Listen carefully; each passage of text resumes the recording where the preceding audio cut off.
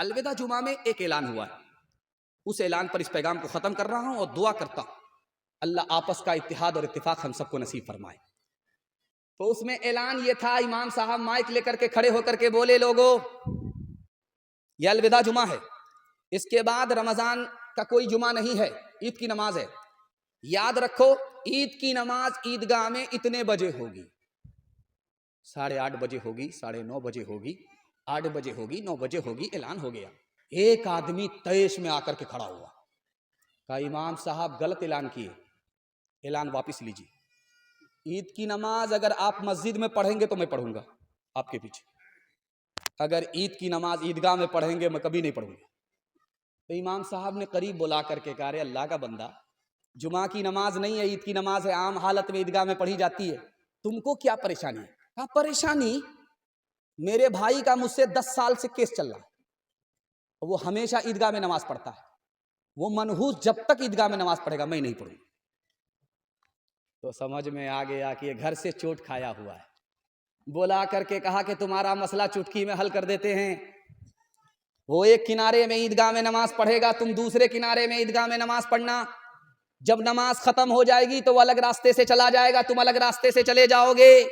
پھر بھی خفا ہو کر کے کہتا کہ آپ ایک کنارے کی بات کرتے ہیں، اگر مجھے پتا چل گیا کہ میرا بھائی جنت میں گیا ہے تو میں جنت میں بھی نہیں جاؤں۔ ہاتھ اٹھائیے، وعدہ کیجئے محبت سے جئیں گے، محبت سے مریں گے، 3 دن اختلاف رہے گا، اس کے بعد اختلاف ختم ہو جائے گا۔ ہاتھ اٹھائیے انشاءاللہ۔ داماد بیٹی کا جھگڑا، داماد سیدھا جیل، ہاتھ اٹھا دیجئے انشاءاللہ۔ زندہ باد زندہ باد اے محبت زندہ باد، زندہ باد زندہ باد اے محبت زندہ باد، مندر میں تو مسجد میں تو ہی ہے ایمانوں میں، مرلی کی تانوں میں تو اور تو ہی ہے آذانوں میں، مرلی کی تانوں میں تو اور تو ہی ہے آذانوں میں، تیرے ہی دم سے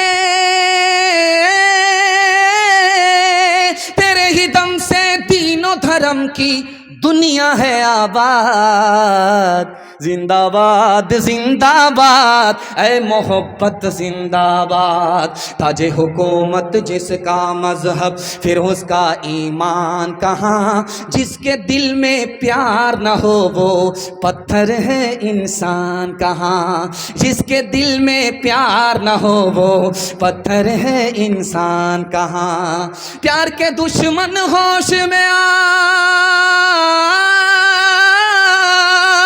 پیار کے دشمن ہوش میں آ تو جائے گا برباد، زندہ باد اے محبت زندہ باد۔ ماشاءاللہ پیغام ختم ہو گیا، اور صرف 5 منٹ کے لیے میرے حصے کا جلسہ بچا ہوا ہے، عورتوں کے حوالے سے 3 پیغام، یہاں سے لے کر کے وہاں تک سننے کے لیے تیار؟ ہاتھ اٹھائیے انشاءاللہ، بہن سے زیادہ سالی پر مہربان، ہاتھ اٹھائیے انشاءاللہ۔ ماشاءاللہ ماشاءاللہ۔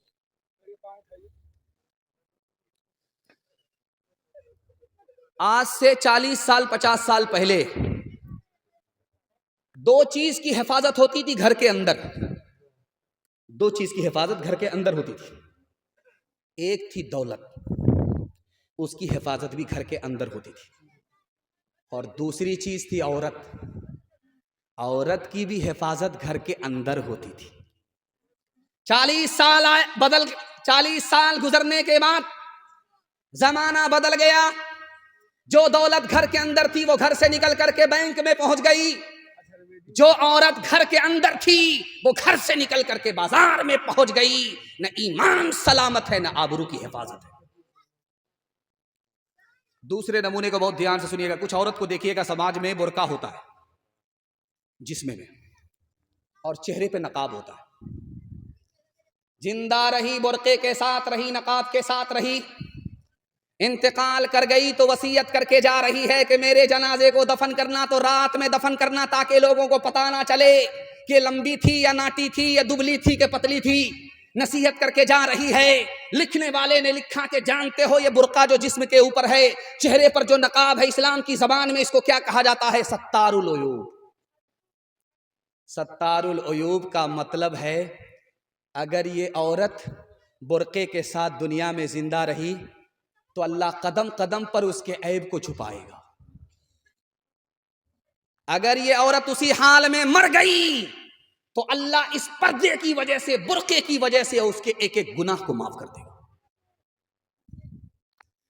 لڑکی آگے آگے جا رہی تھی، لڑکا پیچھے تھا.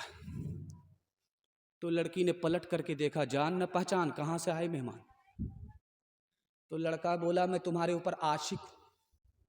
کہ عاشق کے بچے ابھی پتہ چل جائے گا کہ تم ڈپلیکیٹ ہو کہ اوریجنل ہو، 2 منٹ میں پتہ چل جائے. لڑکی نے کہا کہ ارے تم مجھ پر کیا عاشق ہو، میرے پیچھے جو میری بہن آ رہی ہے مجھ سے زیادہ خوبصورت ہے. اگر عاشق ہونا تو اس کے اوپر عاشق ہو جاؤ. اب یہ مجنو اس کو چھوڑ کر کے ادھر تاک جھانک کر رہا ہے. لڑکی نے دونوں گال میں 2 تماچا مار کر کے بندر کی طرح لال کر دیا. کہا کہ تم اوریجنل نہیں ہو، ڈپلیکیٹ ہو. اگر تم مجھ پر عاشق ہوتے تو میری طرف دھیان ہوتا، دوسرے کی طرف تاک جھانک نہیں کرتے. اپنے گھر کی عورت کی آبرو اور ایمان کی ہم خود حفاظت کریں گے. ہاتھ اٹھائیے انشاءاللہ. کھلی پھرتی ہے جو آزاد وہ خطرے میں رہتی ہیں، حفاظت سے ہماری مرغیاں ڈربے میں رہتی ہیں. بزرگوں کی شرافت کا بھرم رکھنے میں رہتی ہیں، ہمیشہ خاندانیوں رتے پردے میں رہتی ہیں. کھلا ایک آسمان دے ان کو اڑنے کے لیے مولا، تمناؤں کی چڑیا خواب کے پنجرے میں رہتی ہیں. آخری پیغام آپ کو کتنی دعا دوں؟ میں دعا دینا چاہتا ہوں دل سے، چونکہ آپ دعا لینے والے لوگ نہیں ہیں. آپ نے ایسا کام کیا ہے، سن کر کے ایسا حق ادا کیا ہے کہ دعا دینے والے آپ کو دعا دینے پر مجبور ہو گئے. میں آپ کی جوان بیٹی کے واسطے دعا کرتا ہوں قبولیت کی گھڑی میں اللہ اس کی آبرو اور ایمان کی قدم قدم پر حفاظت فرمائے. پاکستان کے ایک عالم تھے، ان کا نام تھا علامہ شبیر احمد عثمانی. انہوں نے کہا کہ آپ کو پتا ہے دنیا کی جنت کہاں ہے؟ دنیا کی جنت. تو لوگوں نے کہا کہ حضرت بتائیے دنیا کی جنت کہاں ہے؟ کہا کہ دنیا کی جنت کو اگر دیکھنا چاہتے ہو، جیسا سکون جنت میں ویسا سکون اس دنیا کی جنت میں. جانتے ہو کہاں ہے؟ تو میں بتا رہا ہوں، جس گھر میں بیوی ایک ہو، شوہر نیک ہو، وہ دنیا کی جنت ہے. اس میں ایسا سکون ملتا ہے جو جنت میں ملا کرتا ہے. ایک آدمی اللہ کے یہاں قیامت میں جب جائے گا تو اللہ فرشتے سے پوچھے گا اس کے نام اعمال کو چیک کرو، نیکی ہے؟ تو فرشتے ادھر سے الٹا کر کے دیکھیں گے، ادھر سے الٹا کر کے دیکھیں گے. ہاتھ جوڑ کر کے فرشتے کہیں گے مالک ایک بھی نیکی نہیں، گناہ سے نام اعمال بھرا ہوا. تو فرشتے کہیں گے اب اس کے لیے کیا کیا جائے؟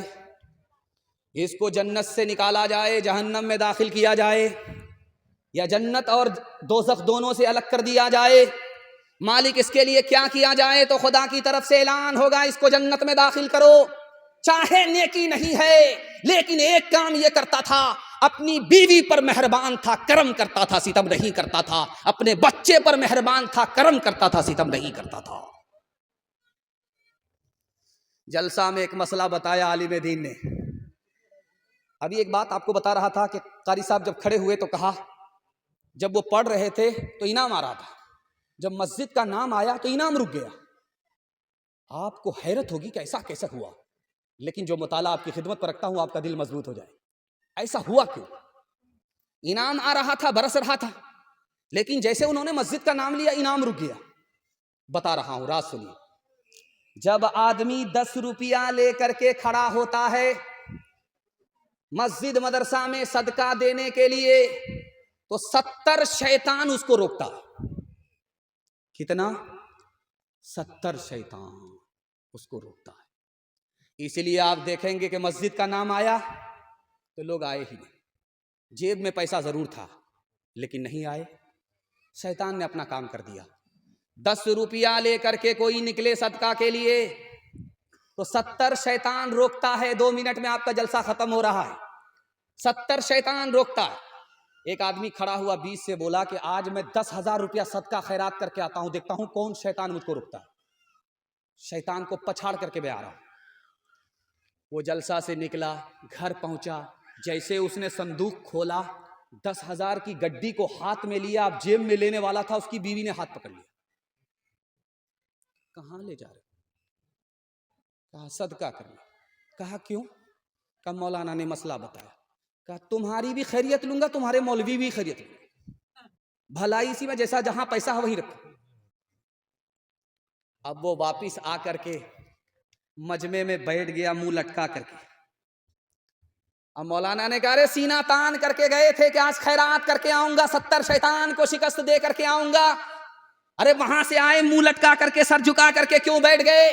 اس نے کتنی پیاری بات کہی، اس نے کہا کہ 70 شیطان کو شکست دے کر کے آ رہا ہوں، 70 شیطان کو تو میں نے شکست دے دیا، لیکن شیطان کی خالہ سے ہار گیا۔ کون کس کا حبیب ہوتا ہے، کون کس کا رقیب ہوتا ہے، کون کس کا یوں ہی بن جاتے ہیں وہاں رشتے، یوں ہی بن جاتے ہیں وہاں رشتے، جہاں جس کا نصیب ہوتا ہے، جہاں جس کا۔ جلسہ ختم ہو گیا۔ میری عادت ہے جب میں مجمع سے خوش ہوتا ہوں تو اپنی طرف سے پھاؤ دے کر کے جاتا ہوں۔ جب مچھلی لوگ خریدتے ہیں برابر ڈنڈی ہوتی، پھاؤ 2-4 تو دیجیے، 2-4 کے چکر میں 1.5 کلو کر لیتے، 1 کلو کا پیسہ 1.5 کلو۔ وہ پھاؤ دے کر کے میں آپ کی خدمت سے رخصت ہونا چاہتا ہوں۔ آپ لوگ سننے کے لیے تیار ہیں؟ ماں باپ کی خدمت کریں گے؟ ماں باپ مر گئے، دعائیں مغفرت کریں گے؟ ہاتھ اٹھائیے انشاءاللہ۔ بوڑھا پیچھے پیچھے چل رہا تھا، جوان آ گیا۔ اللہ کے رسول نے روک کر کے پوچھا یہ بوڑھا کون ہے جس تمہارے پیچھے پیچھے چل رہا ہے؟ کہا میرا باپ ہے۔ کہا سبحان اللہ، اگر یہ تمہارا باپ ہے تو باپ سے آگے مت چلنا، اگر یہ تمہارا باپ ہے تو باپ سے پہلے مت بیٹھنا، اگر یہ تمہارا باپ ہے بیماری اور بڑھاپے کی وجہ سے کپڑے میں پیشاب کر دے، اس کے کپڑے کو اس طرح دھونا جیسے بچپن میں محبت سے تمہارے پیشاب کو دھویا ہے۔ بیٹا نافرمان ہوا، دوزخ میں پہنچ گیا۔ اس کے ماں باپ اپنے ماں باپ کے نافرمان ہوئے، وہ دوزخ میں پہنچ گئے۔ آخری مثال، پیغام ختم کر رہا ہوں۔ تو دوزخ میں بیٹا بھی جل رہا ہے، ماں باپ کو دیکھ رہا ہے، ماں باپ بھی جل رہے ہیں، بیٹے کو دیکھ رہے۔ تو بیٹا خدا سے کہتا ہے مالک میں آگ میں جل رہا ہوں، مجھے اس کی کوئی پرواہ نہیں ہے، لیکن میرے ماں باپ آگ میں جل رہے ہیں، میں بہت شرمندہ ہوں۔ میرے خدا میرے ماں باپ کو میرے ماں باپ کے گناہ کو میرے سر پر ڈال دو، میرے ماں باپ کو جہنم سے نکال دو، جنت میں داخل کر دو، ماں باپ کے گناہ کی سزا مجھ کو دو۔ تو خدا کہے گا لو بھائی سبحان اللہ، یہ تو ماں باپ کا دنیا میں بہت بڑا نافرمان تھا، اور آخرت میں یہ اپنے ماں باپ کا طرفدار بن کر کے ماں باپ کو دوزخ سے نکالنا چاہتا ہے۔ خدا بولے گا کہ تمہاری ادا مجھ کو پسند آئی، چلو تم اپنے ماں باپ کے ہاتھ کو پکڑو، ماں باپ کے ساتھ جنت میں چلے جاؤ، ماں باپ کے خیر خواہ کو میں دوزخ میں نہیں رکھا کرتا۔ ہاتھ اٹھائیے، وعدہ کیجئے ماں باپ کی خدمت ہوگی انشاءاللہ، بیوی جب مر جائے گی تب خدمت ہوگی انشاءاللہ، شادی سے پہلے ماں باپ کو، شادی کے بعد ساس سسر کو کما کر کے کھلائیں گے انشاءاللہ۔ وہ تھے محروم، ماشاءاللہ، اللہ ان کے صدقے کو قبول فرمائے، ان کی عزت آبرو کی قدم قدم پر اللہ حفاظت فرمائے، فاطمہ اور عائشہ کا نمونہ بنائے، جنت جانے والی، جنت لے جانے والی بنائے۔ وہ تھے محروم مگر تجھ کو پڑھایا بھی ہے، خون پسینہ تیری خاطر تو بہایا بھی ہے، خون پسینہ سر اٹھا کے جو تو رہتا ہے آج شاہ میں، سر اٹھا کے جو رہتا ہے تو شاہ میں، یہ تیرے باپ کا صدقہ ہے اس قابل بنایا ہے، یہ تیرے باپ کا